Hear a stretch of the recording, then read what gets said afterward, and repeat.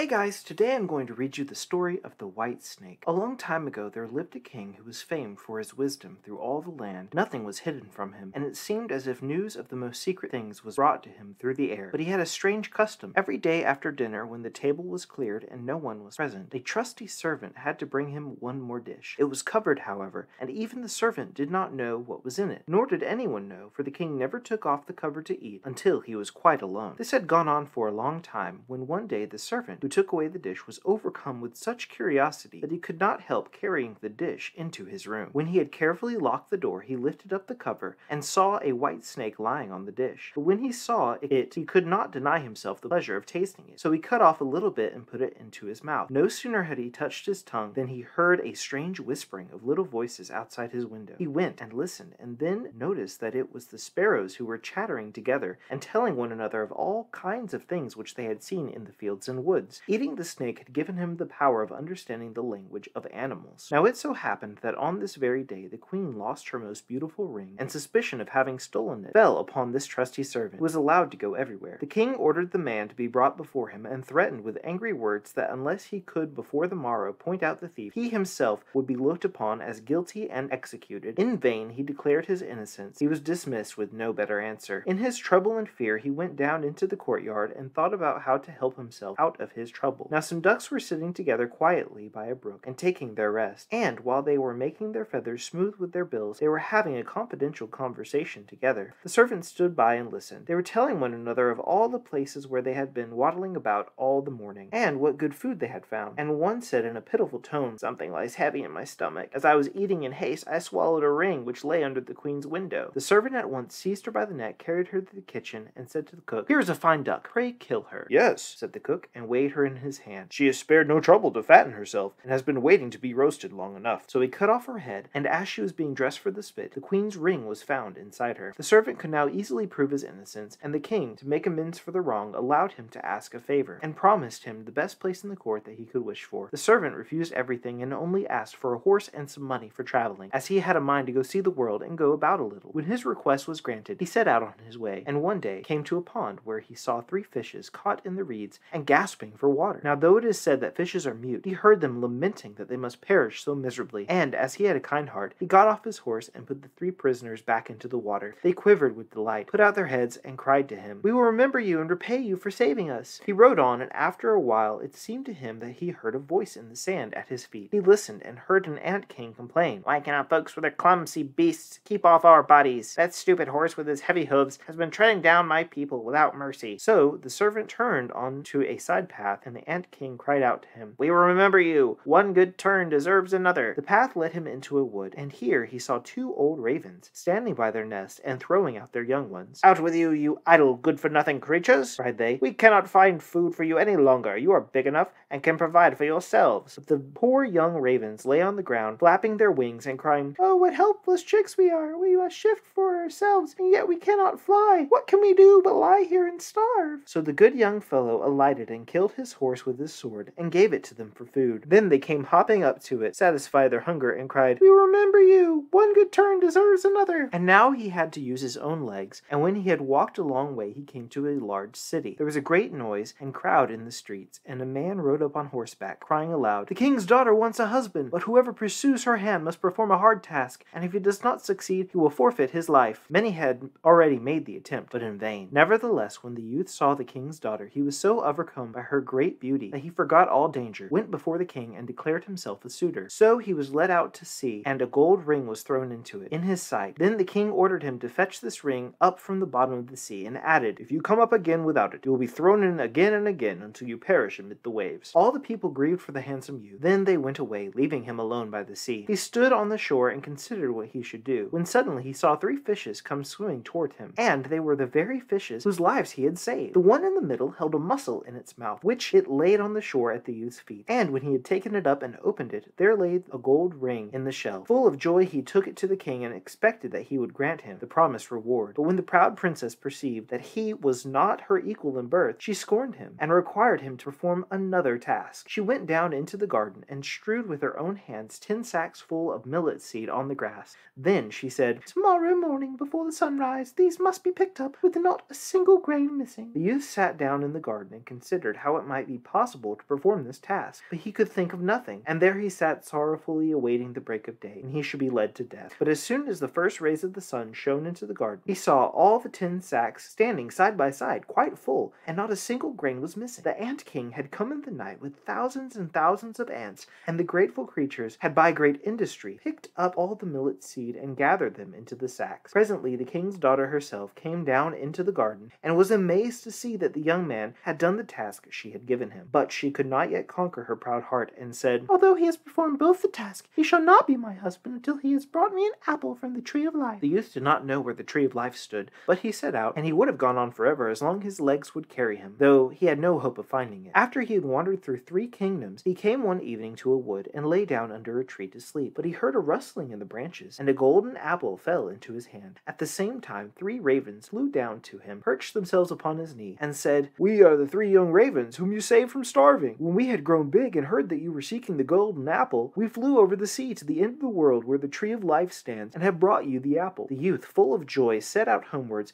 and took the golden apple to the king's beautiful daughter, who had no more excuses left to make. They cut the apple of life in 2 and ate it together, and then her heart became full of love for him, and they lived in undisturbed happiness to a great age. The end.